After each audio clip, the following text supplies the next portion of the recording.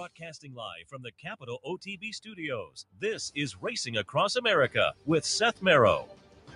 We'd like to thank Woodbine for their sponsorship of this program and some of the other programming and events here at Capital OTB. Woodbine open now through December, featuring great racing, including the King's Plate coming up in August, Turf Champions Day with the Woodbine Mile in September, and much, much more. Woodbine Racing, great racing north of the border.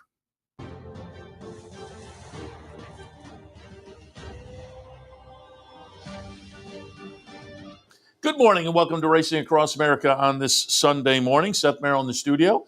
As usual on Sunday, we'll recap, some stakes action and plenty of it because we'll go back and do a few stakes from Friday as well.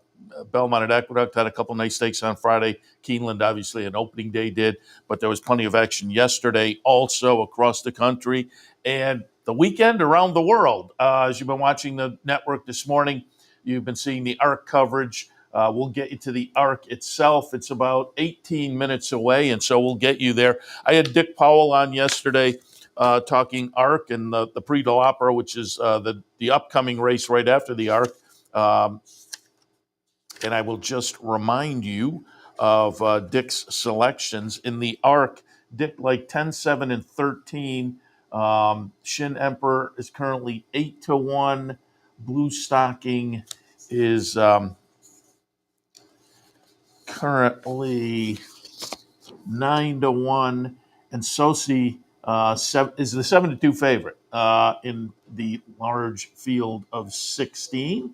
I thought the 3 and the 10 were interesting. The number 3, Fantastic Moon, was a horse I thought could be a live long shot. You're getting 21-1 on the 3 horse. The 10 is Shin Emperor. Again, that 8-1 in there. So a couple that are. And also, I should mention another one. What do we get? The 14 Los Angeles. So I'm actually going to modify 3, 10, and 14 are the ones I like, and in no particular order, but 3, 10, and 14. But the 14 is Los Angeles, goes out for Aidan O'Brien, and 5 wins and 7 starts. That one might be interesting as well. Los Angeles currently at 8-1. So you're getting some value there in the Arc. Again, Dick has it 10, 7, and 13. That'll go off in about 16 minutes. We'll get you there. But we have plenty of action in the meantime to recap from the past few days. Excuse me. Going back to Friday, Belmont at the Big A. Again, there were a couple of nice stakes there. The Futurity on Friday, 6 furlongs on the grass. And the interesting horse clearly was Mentee, who is the full brother to Fierceness, from the same connections, Pletcher and Rapoli. Fierceness looked very good and lived up to the older sibling in the debut back in June down at Belmont at Aqueduct, winning nicely. And then went in the hopeful up at Saratoga at the end of the meet. Was right in the thick of things early, but faded to be a well-beaten 6th subsequently. So after those 2 dirt races, they said, okay, let's go to plan B, and they sprinted on the turf on Friday in the Futurity. As we watch here, Mentee will be the number 7 horse. Number 1, Gate to Wire, second. Number 2, Epitaph, runs third in here. The favorite was Gate to Wire, which was a little surprising given Mentee and the connections and the breeding. Mentee wins like all of that and should have been the favorite at 4-1. That one got away. Gate to Wire, certainly a logical player. It was the other Pletcher who had won in debut on the turf at Saratoga. But again, there are 2 Pletchers, and one is 9-5, and one is 4-1. And the 4-1 part is the full to Fierceness. Again, they were trying the turf. It was a little bit of an experiment, maybe, but the 4-1 seemed generous. So you wound up with $10 and change there. The buyer for Fierceness or for Mentee, 83, so a decent little number. Didn't quite live up to his debut number of 88, and again, that was a pretty good-looking debut back in June. But it was a nice performance. That was a win, and you're in for the juvenile turf sprint. Todd Pletcher said after the race, you know what? We may go on just the juvenile turf. We think the distance might be better, so we'll see where Mentee winds up. Heading out to Southern California in a few weeks for the Breeders' Cup. I mean, that's going to be the game plan. It's just going to be choosing which race, the juvenile turf sprint or the juvenile turf there. Also on Friday down in New York, it was the Weah Grade 3 event for fillies and mares going mile and 3/8 on the turf. A little bit unpredictable in there. McCulloch took the money, and I used McCulloch coming off a third in the Flower Bowl, had won the Weah last year. But McCulloch, and I thought Idea Generation was going to be interesting, perhaps on the front end, again, at a little bit of a price. Had won the Flower Bowl at Saratoga on the front end at 31-1. It's kind of the other Chad. So I had Idea Generation in the mix as well. They're last and next to last. McCulloch's going to be number 7 horse. Idea Generation, the number 6. And McCulloch at 3-5, next to last, 5th in the field is 6.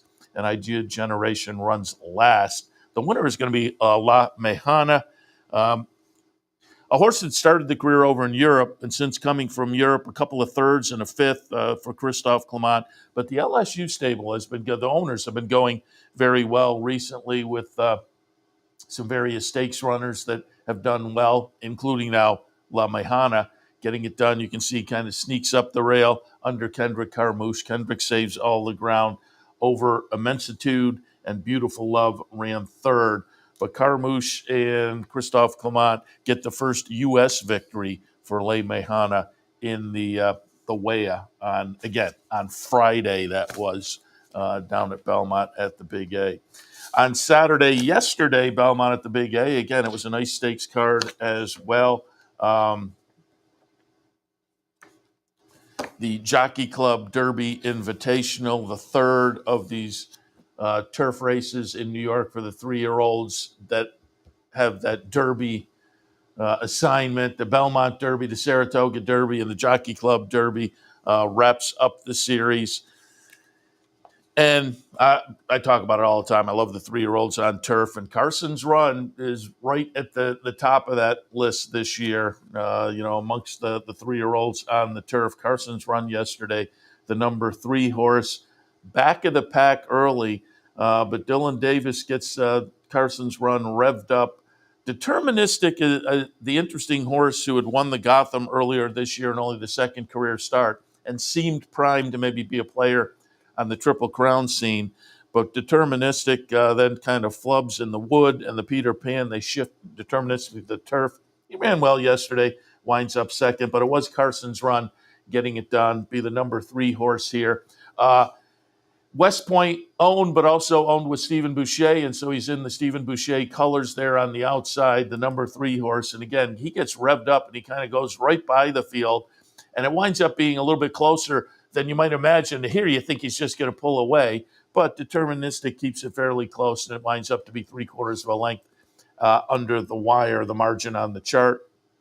El Razine 3rd, and Deterministic winding up with not Deterministic, Carson's Run winding up with a 90 buyer figure. So a 90 for Carson's Run in the Jockey Club Derby, and that is a lifetime best buyer number. In fact, Dylan Davis, Christophe Clement, West Point, Stephen Boucher. Again, Stephen Boucher and Tommy Bellhouse down in the winner's circle getting interviewed after the race. And so congratulations to them. And as I say, has proven to be a nice 3-year-old on the turf. The last race, the very rich now Nashville Derby, ran an okay 2nd coming from out of the clouds, but 2 starts back had that great emotional victory up at Saratoga, the entire team. That the horse being named for Terry Finley's college buddy down at West Point, who has the same affliction that Cody's Wish, the namesake of that one, had, Cody Dortmund. And so it was a popular victory up at Saratoga. After the race, a rainbow comes out, and just all worked out. But now Carson's Run puts the Jockey Club Derby on his resume as well. So again, nice, fun victory there. And I don't think I gave you the buyer for a La Mejana on Friday. Again, Menti was an 83 on Friday. La Mejana was a 90 buyer.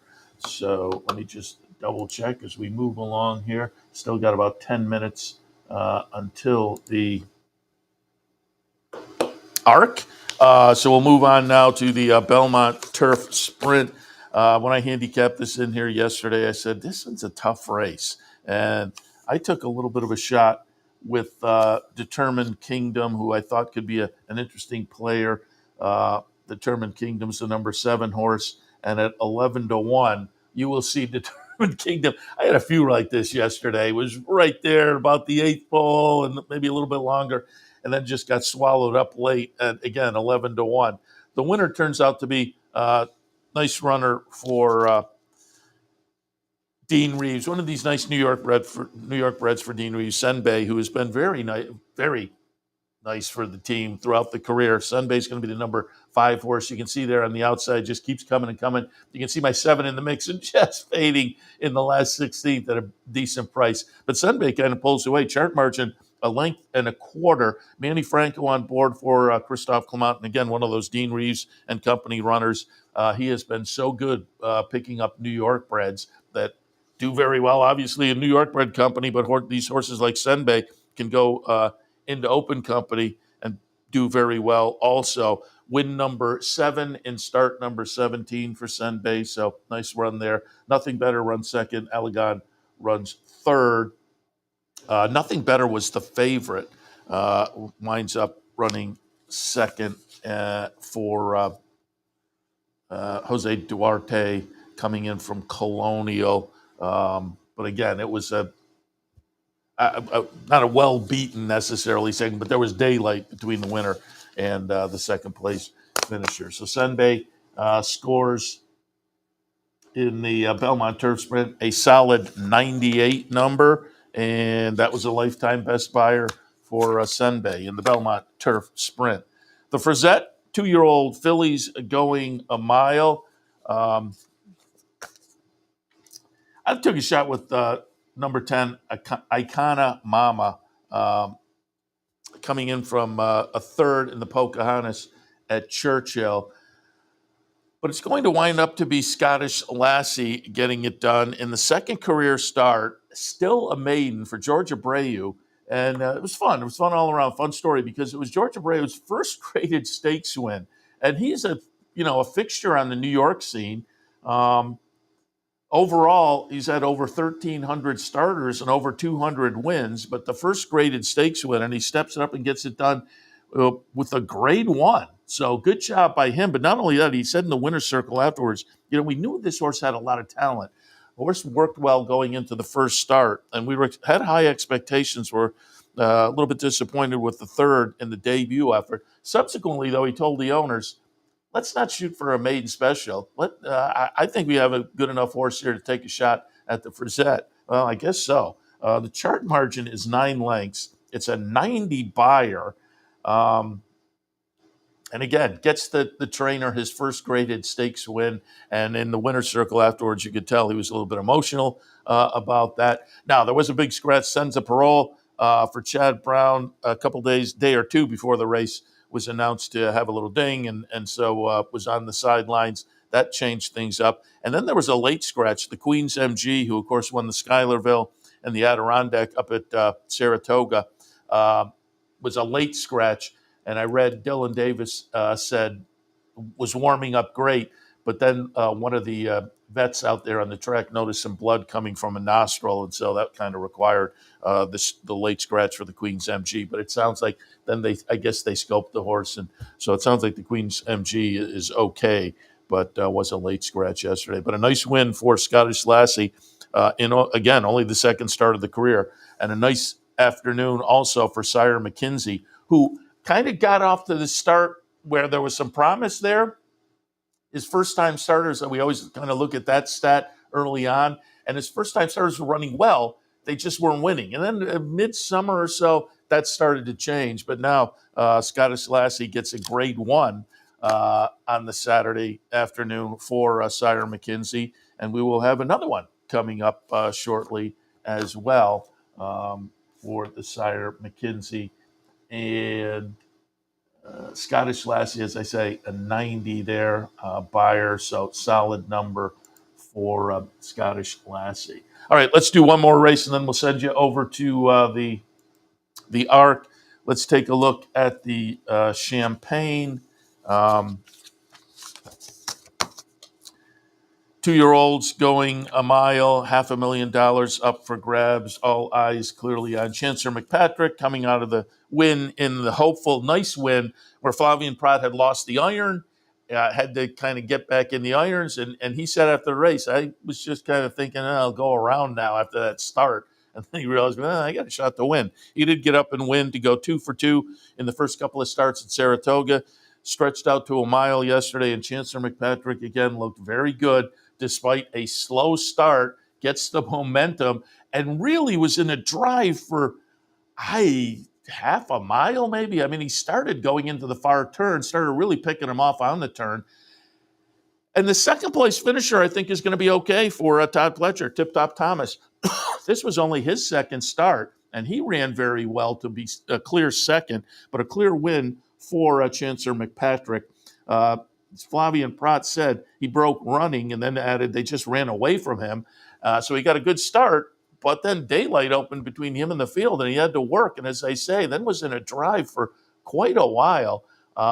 Another nice performance for Chancellor McPatrick, and another nice Grade 1 stakes win for Sire McKinsey. So McKinsey with a couple of nice Grade 1 winners on the day as a sire. And Chancellor McPatrick now headed out to Breeders' Cup for the Juvenile, obviously. I had the chance to meet Sean Flanagan, the owner, downtown the night of the hopeful, where he was obviously celebrating. Nice guy. Hopefully, said he spends the summer up in Lake George. So next summer, maybe we'll get him on. Hopefully, Chancellor McPatrick is still in the conversation for either the Jim Dandy and the Travers, or maybe the 3-year-old sprint side of things. But we'll try to get Sean on perhaps next summer when we're live up at Saratoga. But congratulations to him and his team, Chad Brown Training and Flavien Prat on board Chancellor McPatrick. So they're trying again, a big day. All right, let's send it now to the Arc. We'll take a look at the action over in Longchamp. Boy, they're showing us a shot of the crowd, as you would expect, a big crowd over there. Again, Dick Powell yesterday, he liked it 10, 7, and 13. I thought the 3, 10, and the 14 were a little bit interesting. We'll see how it plays out. It's mile and a half on the turf. Group 1, obviously, one of the premier races in the world. Up next, from Longchamp in France, it is the Arc de Triomphe.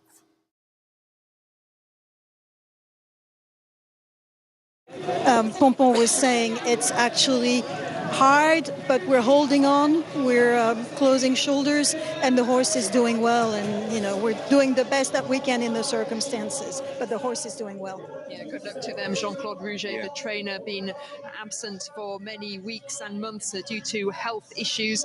So we wish him well, and we wish them success with the Delius, a horse that's a very backward horse. So he will still be progressing as they nearly all in. Here's Ian.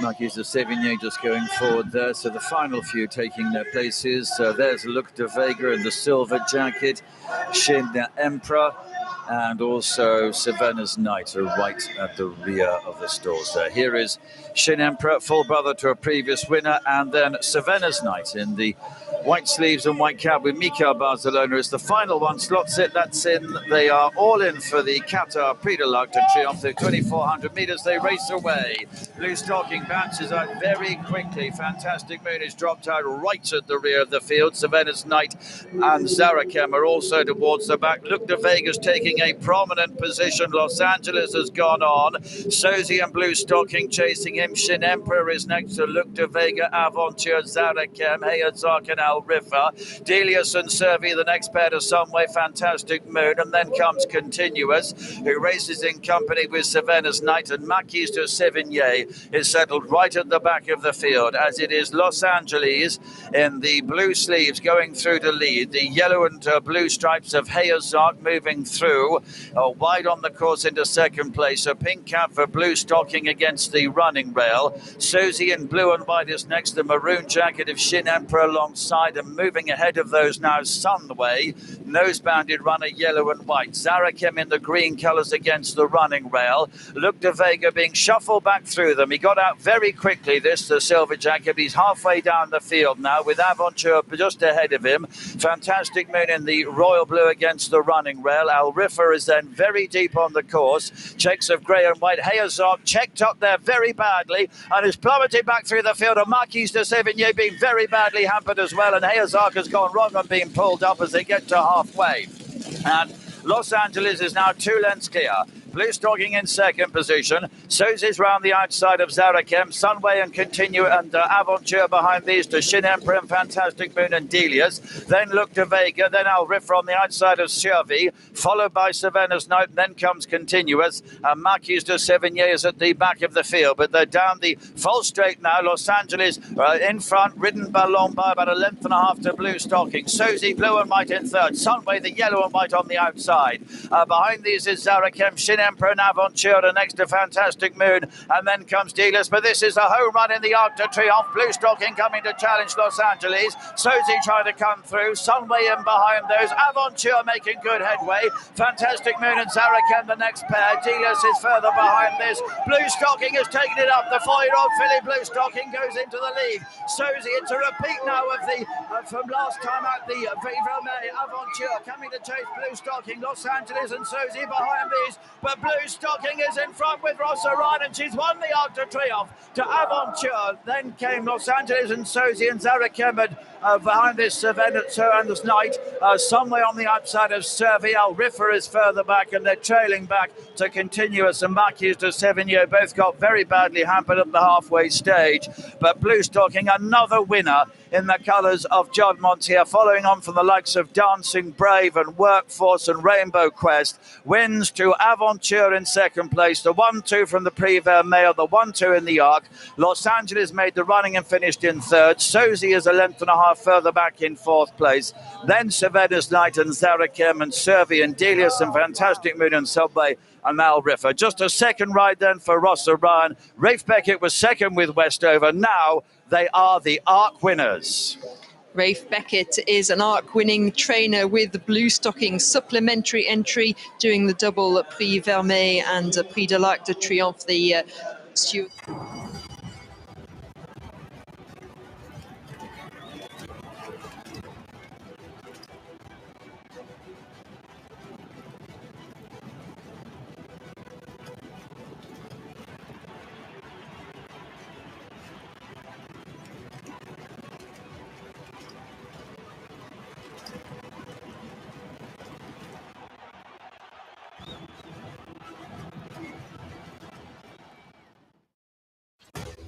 Sometimes it pays to go with the flow, to check your worries at the door, to reconnect with your crew, to follow the thrills and the flavor, to roll with it and see where it takes you, to enjoy every minute to its fullest, and to dance like there's no tomorrow. You can do that here at Rivers Casino and Resort Schenectady, where the good times flow. Birdstone is an outside front. They're coming down to the finish. Can Smarty Jones hold on? Here comes Birdstone. Birdstone surges past. Birdstone wins the Belmont Stakes. In front, but here comes High Chaparral. High Chaparral, the defending champ, to take it to Fall Rock. These two arch rivals head to head with Joe Hart bearing down on them. It's going to be a 3-horse photo finish to the turn. Here's the wire. Photo finish.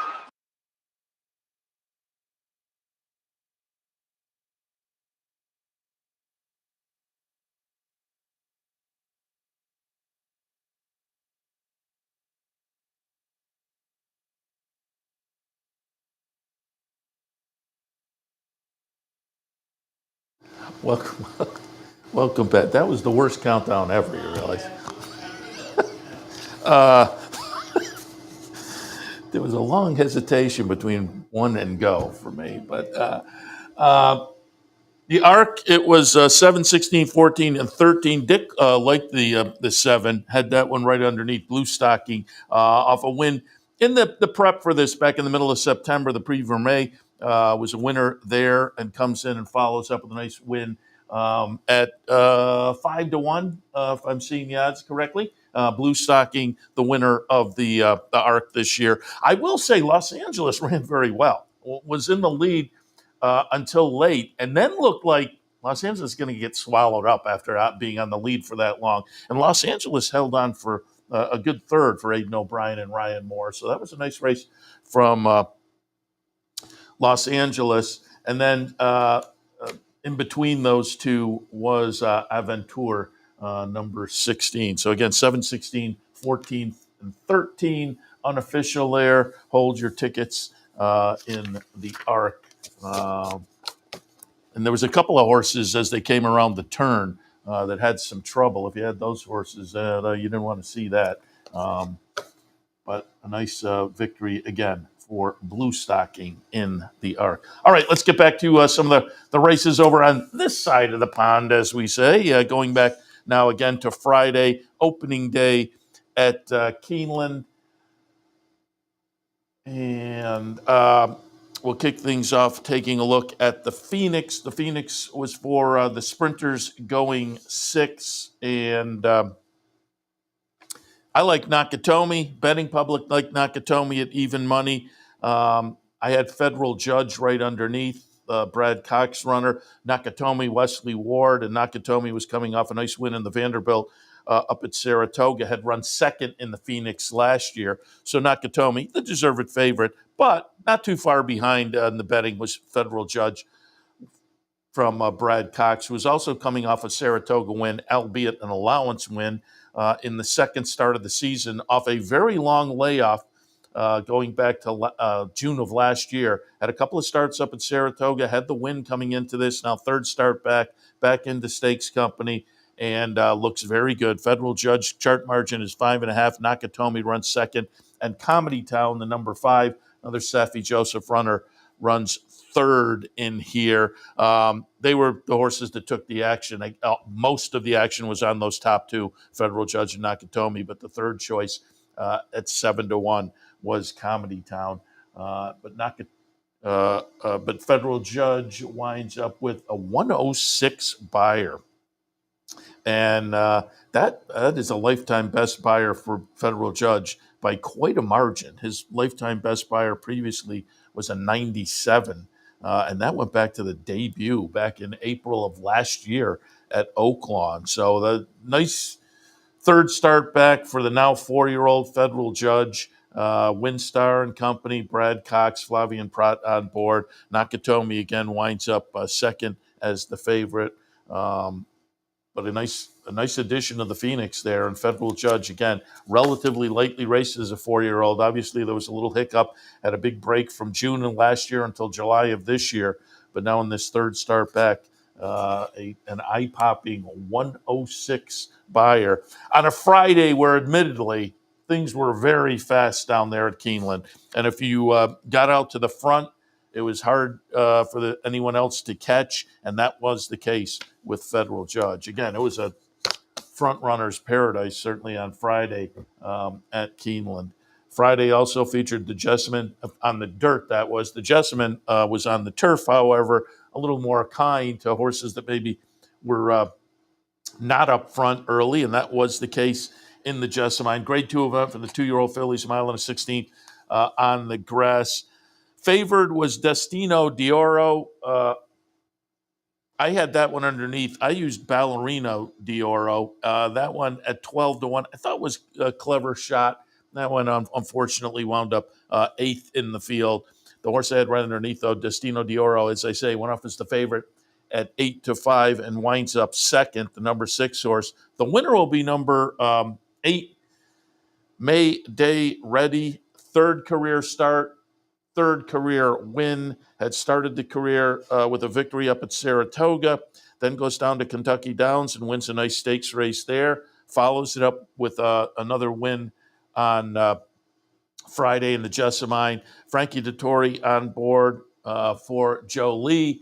And nice win here for Mayday Ready. Totally justified the 9-second. And as I say, Destino Dioro runs third in a blanket finish. But the winner was Mayday Ready at 4-1. Totally justified at 5-1 second. And again, the favorite at 8-5, Destino Dioro runs third. Frankie Dettori on board, the winner, coming in from Kentucky Downs. And again, short meets like this, it's interesting to see where the horses where the winners are, or horses even running well, are coming from.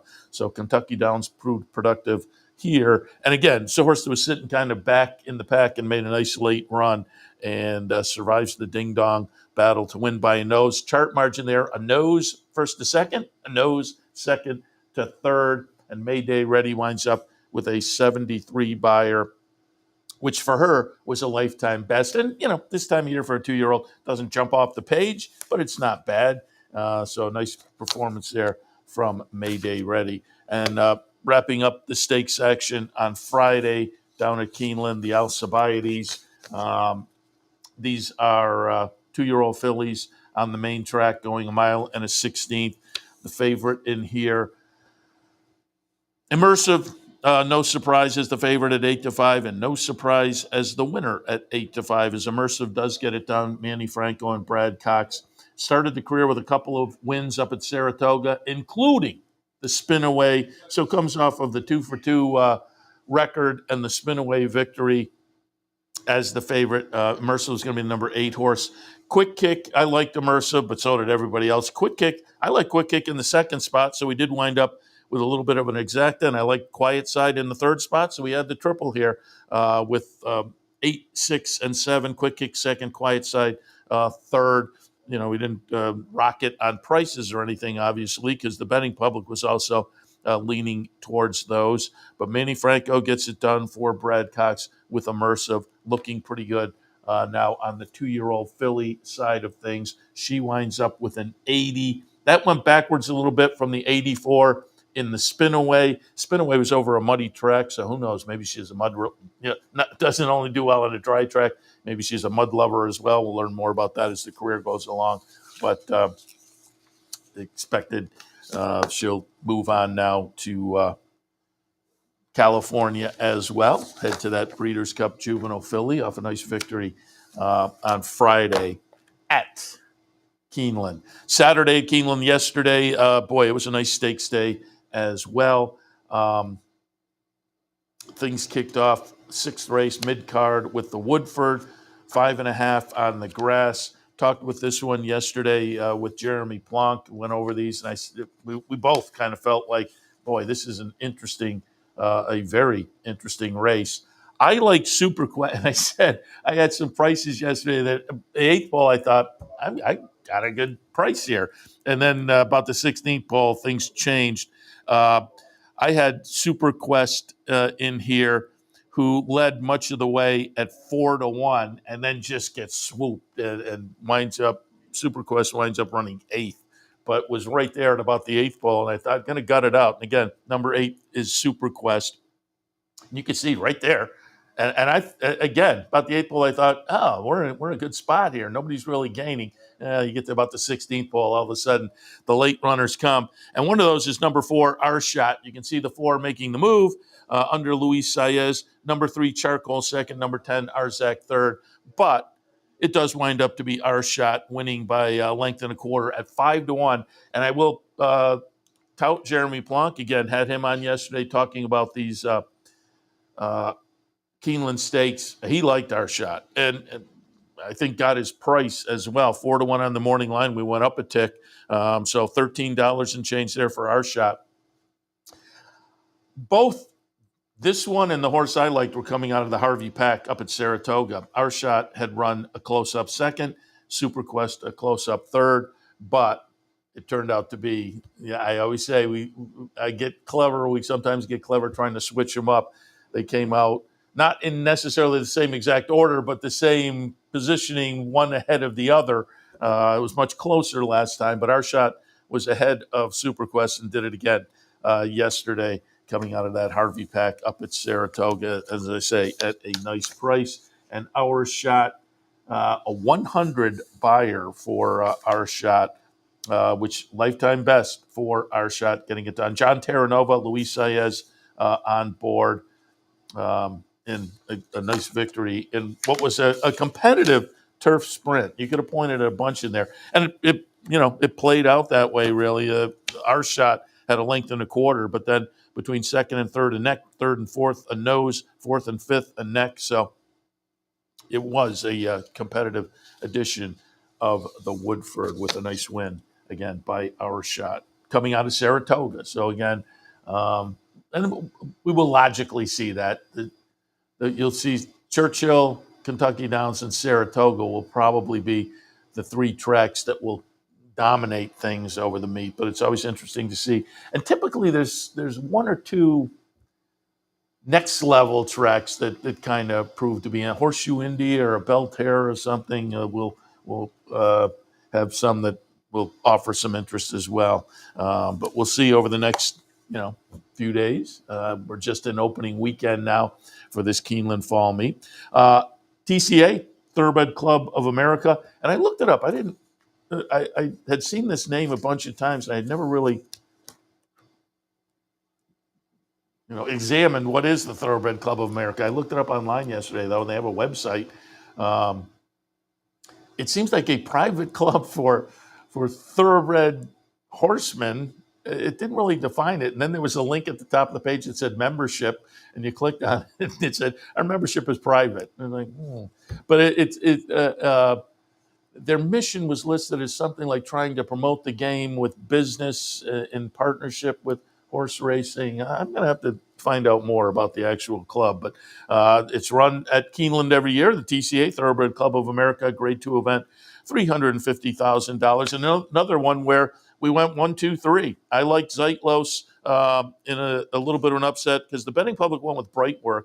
I said Brightwork here, the nice 3-year-old filly for John Ortiz, going to be the 3-horse. Spirit Wind coming out of the a little bit of a dud at Charlestown, but won the honorable miss at Saratoga this summer. Spirit Wind is the number 4 and runs second. But Zeitlos, with a clever ride from Jose Ortiz, gets it done at 7-2. So you got $9 and change there for Zeitlos. And again, we were in 1, 2, 3 in that race. Got a $50 exacta. The trifecta was 130 something for a couple of bucks. So it was a nice result there in the TCA. Steve Asmussen after the race said he was a little hesitant to come back because Zeitlos was coming out of a nice win in the Open Mind down at Churchill middle of September. So it was like a 3-week turnaround. And in this day and age, that's quick, for better or worse. But Steve Asmussen said after the race, I was a little hesitant to come back 3 weeks off a really nice race like that, but certainly glad he did now. Zeitlos getting it done with a 95 buyer, lifetime best. So there you go. The lifetime best continue down at Keeneland. A lifetime best in a career that has to be... got to be verging on $1 million, might have gone over $1 million or going to be close to $1 million in 16 career starts. That was the 8th victory. And you always have to appreciate when horses win half of their starts, that says something. And this is a horse that has been racing for the past, 6, 7 races, mostly in stakes company for Asmussen, Stone Street and company. Jose Ortiz on board. So again, a nice win there in the TCA for Zeitlos. Asmussen and company as well. All right, let's move on now to the First Lady. And this is just a crazy kind of stat in here when we watch and talk about the winner. I like Gina Romantica. I want to say Morning Line, I think we were favored with that one. We were, but did not go off as the favorite. The favorite wound up to be Ag Bullet. Ag Bullet's going to be the number 10 horse, favored at 5-2, but winds up 4th. Gina Romantica gets a little bit of value at 3-1. Chili Flag, the other Chad Brown runner, one of the other Chad Brown runners, runs second. Fluffy Sacks, another Chad, runs third. So Chad Brown runs 1, 2, 3 in here, but Gino Romantica, pretty solid winner. Couple of lengths from Chili Flag to Fluffy Socks. So again, the winner was certainly decisive in there. Jose Ortiz on board for Chad Brown. And as I said, this is just kind of an interesting stat, a mind-blowing stat when you think about it. This was the 7th straight First Lady win for Chad Brown. This is a grade 1 down at Keeneland on the turf for the ladies. And as this year, you wind up with a field that has a lot of good runners in it, and that has been the case. Gina Romantica won last year for Chad as well. That was part of the reason I liked her yesterday, but does get it done. As I say, Jose Ortiz on board, 7th straight First Lady. And one of the articles I read said, I think the last 3 years he's had the exacta, said the triple in 2 of the last 4 years, including yesterday. Just incredible dominance in a grade 1, kind of a prominent grade 1. Gino Romantica comes up yesterday with a 106 buyer. I'd have to say that beats her lifetime best by a point. She now has well over $1.5 million, approaching maybe $1.75 million. If my quick math is right with the purse yesterday, $750,000 up for grabs yesterday, and she had 1.3 already in the bank. So just very nice runner for Chad and Peter Brandt. It sounded like, for the 5-year-old, one more start, and the post-race comments made it seem like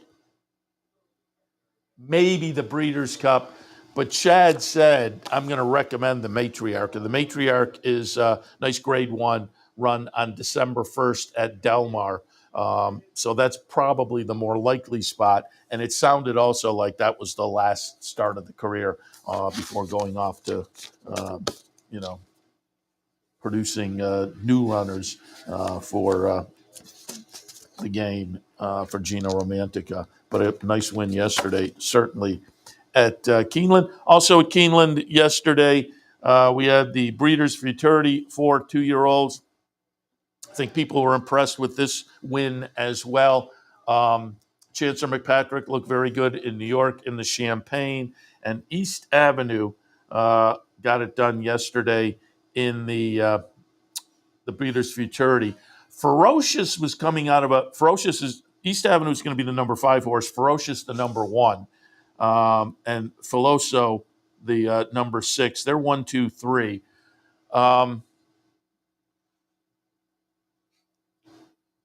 Clearly, East Avenue was the decisive winner, 5 1/4 lengths.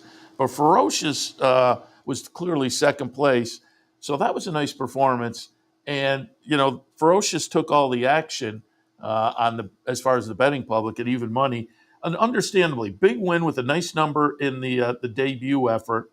A close-up second in the Hopeful, and the close-up second was behind Chancellor McPatrick. So the Champagne was running about an hour before this, so people knew Ferocious was kind of flattered by Chancellor McPatrick.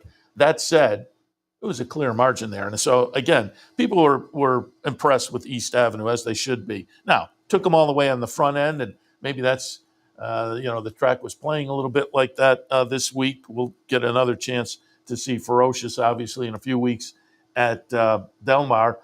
I would expect we'll get another chance to see East Avenue at Del Mar, as I expect we'll see Ferocious. But again, on the front end, did get it done in only start number 2 after a win at Ellis in the debut for Brendan Walsh. And it was a big win, so Ferocious went off as the 5-2 second choice. Tyler Gaffleone on board. Ferocious, let me see, I lost my picture here. Ferocious wines East Avenue. I keep saying Ferocious because Ferocious, I'm a homer. Ferocious coming out of Saratoga was attractive. I had Handsome Pants on top, I will say, who wound up 8th at 7-1. I thought that horse for Kenny McPeak coming out of a debut win was interesting. That one was a little bit disappointing. And then Ferocious and East Avenue right underneath. But East Avenue, 95 buyer. And again, for a 2-year-old this time of year, that's a very solid number. Debuted with a solid 86 at Ellis, but bumps it up to a 95. That is a very nice number. Ferocious should be noted also. If you're a Ferocious fan, got a little fractious in the gate, and in fact dumped Luis Saez, reared up, and Luis Saez went out the back of the gate, remounted, and so the second place finish, given that, is also interesting. East Avenue, though, could be one to watch. And again, it's going to be fun to see where the betting public goes. Chancellor McPatrick, East Avenue in the Breeders' Cup Juvenile off of these 2 wins yesterday. But Brendan Walsh said after the race, East Avenue's been working with older horses because Brendan couldn't find another 2-year-old who could keep up with the horse.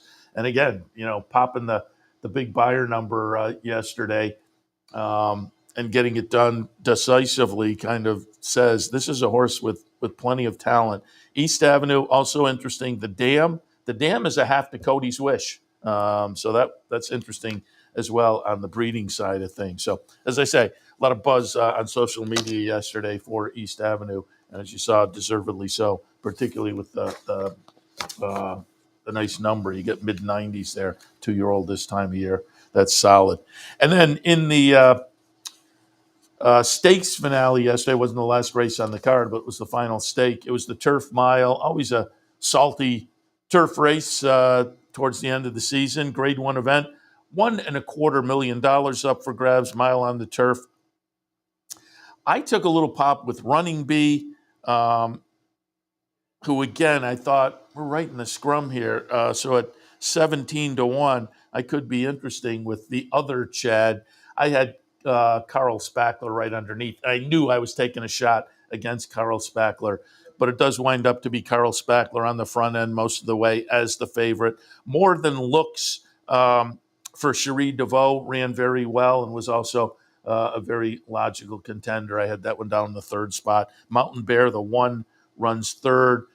Naden O'Brien runner coming over, and as I say, Running Bee, the 4, winds up running 4th, but on the front end all the way around and wins by a chart margin of a length. You can see a good late run here from the Cherie DeVoe runner, More Than Looks. It was just a little too late under Jose Ortiz, but Tyler Gaffalione getting it done. Carl Spackler in the Turf Mile with a 100 even buyer number for Carl Spackler. His best was up at Saratoga in the 4-star Dave in the previous start of 105. Other than that, no other triple-digit buyer numbers. So the 100 yesterday was a good number for Carl Spackler. And again, I knew I was taking a little shot against, and that's the way it turned out, as Carl Spackler proves much the best in the Turf Mile yesterday at Keeneland. All right, we'll take one more break. When we come back, a couple of races from Santa Anita yesterday as well. Always interesting to see what the 2-year-olds do. They had some nice stakes action at Santa Anita, so we'll take a look at those before we wrap it up. But we'll take a break first. Stay tuned. Racing Across America will continue. Haven't signed up for a Capital OTB account yet? Now's the time to take advantage of the sign-up bonus. Open up a new account with $200 or more, bet $400 by the end of the month, and receive a bonus $200 into your account. Plus, you can take advantage of everything an OTB account has to offer. Wagering from any device, live streaming, racing info, past performances, online promotions, and more. Sign up today and take advantage of the new account bonus. Details at capitalotb.com. Want to get your career in horse racing off to a fast start? Well, the University of Arizona's Racetrack Industry Program is your winning ticket. The Racetrack Industry Program has served as a springboard to some of the industry's most successful individuals, with a proven track record of job placement right out of college. If you want to earn a degree in the exciting horse racing industry, the Racetrack Industry Program can put you in the winner's circle.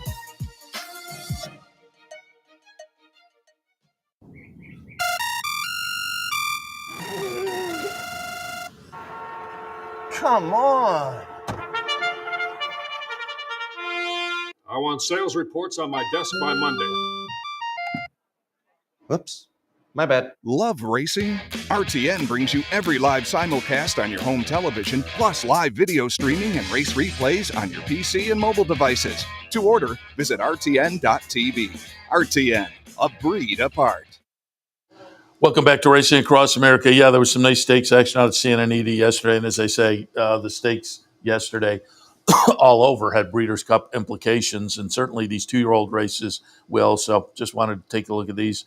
No surprise, however, that Bob Baffert was a prominent name in both the 2-year-old filly stake and the 2-year-old males. The Oakleaf, the 2-year-old fillies, grade 2 event, couple $100,000, mile and a 16th. It's going to be the number 8 non-compliant. 2 for 2 now for Bob Baffert. Hernandez was on board as the even money favorite. Gets it done pretty easily here, and easily in that couple of lengths ahead of the second place finisher. And the second place finisher was 8 lengths ahead of the third place finisher. It's number 8 non-compliant getting it done over Nooney. Bob Baffert over Bob Baffert over Bob Baffert. Baffert 1, 2, 3. You guys can roll it in. Yeah, thank you. Non-compliant, even money in here over 3-1 over 240. So again, Baffert in the trifecta, which wound up, you got about $36. No, you got about $18 back for the trifecta. The exacta about $10. So again, and the winner itself $4 even with a 81 buyer. The debut effort was an 82, so backs up a couple of low 80s. And again, 2-year-olds this time of year, that's an okay number. So non-compliant will be interesting. I'm not sure. The 2-year-olds from the West, they're in their backyard, so they get some kind of an advantage, I suppose, there. But the 2-year-olds, West Coast versus what we've seen Midwest and East, going to be interesting to see how it shakes out and how the betting public goes. I think over here we maybe have the horses that are going to take a little more action. But non-compliant yesterday in the Oakleaf for the 2-year-old fillies. I will mention I did not call up for the replay, but the Chillingsworth yesterday, I think I have the chart here.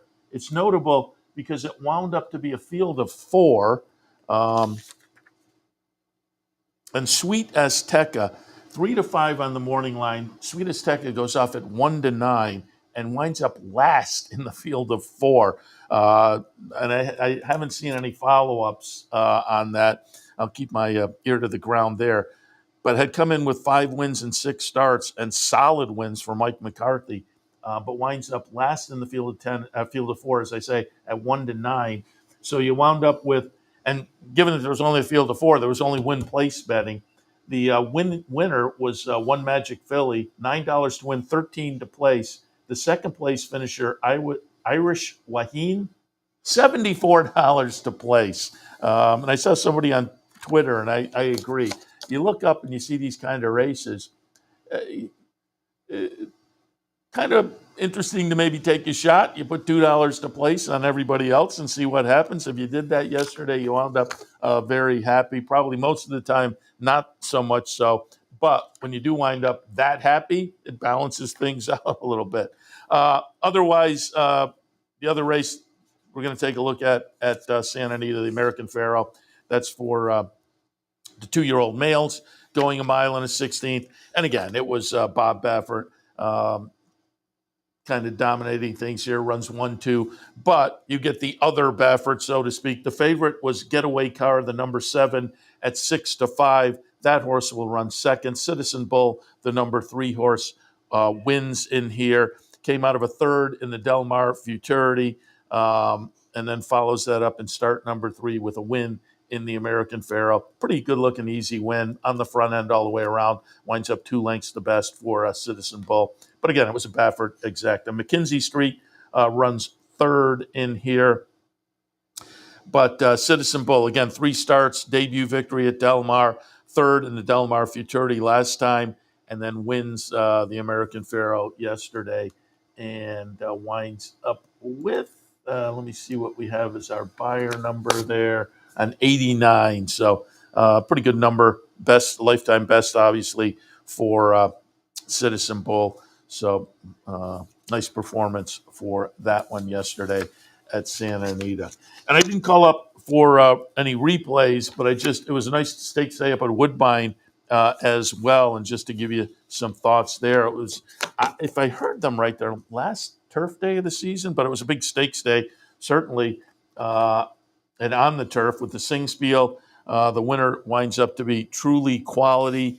at a short 9-5 price for Jonathan Thomas and Augustin coming up off a stakes win in the Colonial Cup.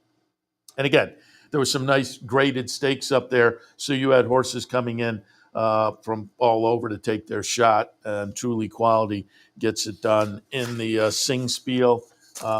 In the Dance Smartly, wound up to be Moofy, and Moofy, I think, also came in from, down Kentucky Downs, didn't run well in a stake there, but prior, going back to July 4th, had won the Perfect Sting down in New York. Moofy follows it up with a victory at 14-1 yesterday in the Dance Smartly. And our old friend, because we talked about this one with Robert Tiller when we were up at Woodbine a few weeks back, and Patches O'Houlihan won for us that weekend, and Patches O'Houlihan yesterday in the Arctic again is a winner for Robert Tiller, trainer Robert Tiller. Sophia Vivas on board. We had a chance to talk to her after the victory couple of weeks ago as well. That was in the Vigil. Yesterday again in the Arctic, Patches O'Houlihan runs the record to an eye-popping 11 for 13. Just incredible. Certainly Patches O'Houlihan, Robert Tiller and company, continuing that win streak. And that's one of those horses that's just kind of fun to watch and follow, getting it done yesterday up at Woodbine. All right, I'm going to wrap it up, and let me check and see where we are. About 7 minutes away from the Prix de l'Opera. And again, we talked about that one also yesterday with Dick Powell. And I think I have Dick's numbers here. He has it 8, 4, and 11. And he said he thought some prices were interesting in here. And start of the day, the number 8 is a generous 14-1 here. Horse he has second, Hanalaya. The number 4 sits at 10-1, and number 11, Content, is at 4-1. The Co-Choice. So he has a couple of prices on top. There are 3 horses actually currently at 4-1: the 5, the 10, and the 11. I thought the 7 was maybe a little bit interesting for Aidan O'Brien with Ryan Moore on board, getting 5-1 on the 7 horse. But again, Dick 8, 4, and 11 in the upcoming Prix de l'Opera. And that's coming up, as I say, in just about 6 minutes. So I'll wrap things up here, and we'll get you to that action at Longchamp. I will remind you that today, here at Capital OTB, the Clubhouse Racebook, as always on Sundays throughout the NFL season. Football Sunday. Come on down, watch all the football action and all the racing action as well. We opened early today just for the Jets. No, it wasn't for the Jets. It was actually for the Arc. But the Jets are playing over in Europe, and you can come down. We are open now. You can watch the remaining action in that game and all the horse racing action as well, and all the other games this afternoon in the NFL. NFL Football Sundays right here, Clubhouse Racebook, 711 Central Avenue in Albany. All right, I'm going to wrap it up, and I'll be back in about an hour and a half or so to kick it off for an OTB Live for a Sunday afternoon. We'll have, as you would expect, some Belmont Aqueduct and some Keeneland. Day 3 at Keeneland. Hopefully you're having fun there. There have been opportunities, prices, big prices, short prices, mid prices. It's been kind of fun so far the past couple of days. And I expect it to continue so today. And we'll be back in, as I say, about an hour and a half or so, looking at that Keeneland action and more. We'll see you then.